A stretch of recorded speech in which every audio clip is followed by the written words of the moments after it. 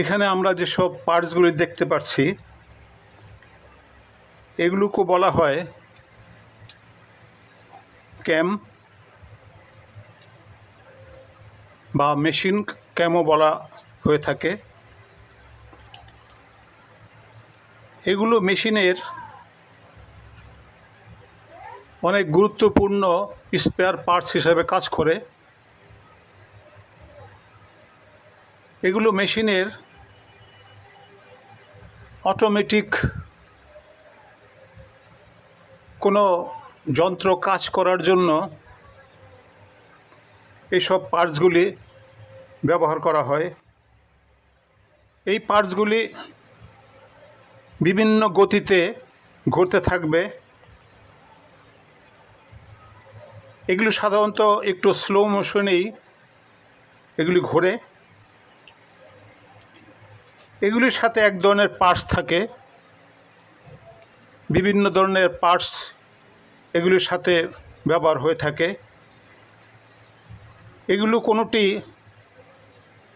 এরকম উপরে নিচে সমান গতিতে আপ ডাউন করবে, কোনোটি আইসোলেটিং মোশনে চলবে, কোনোটি সরল গতিতে চলবে, উপর নিচে উঠবে নামবে। এইভাবে এই পার্টসগুলি কাজ করবে। এখানে আমরা দেখতে পাচ্ছি একই ক্যাম্পের তিনটা জিনিস রয়েছে। এখানে একটি কালো একটি সাইড রয়েছে, এটার মধ্যে আছে দুটি, এটার মধ্যে আছে তিনটি। তো এইভাবে যখন এই চাকাটি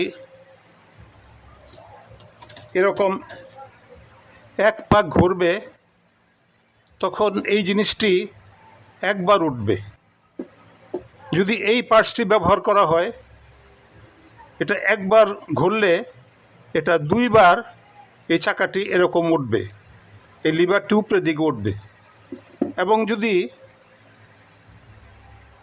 এই ক্যামটি ব্যবহার করা হয়, এটা একবার ঘুরবে, ঘোরার ফলে এটা তিনবার এই লিভারটাকে উপরের দিকে ওঠাবে এবং নামাবে। এইভাবে বিভিন্ন ধরনের যে পার্টস রয়েছে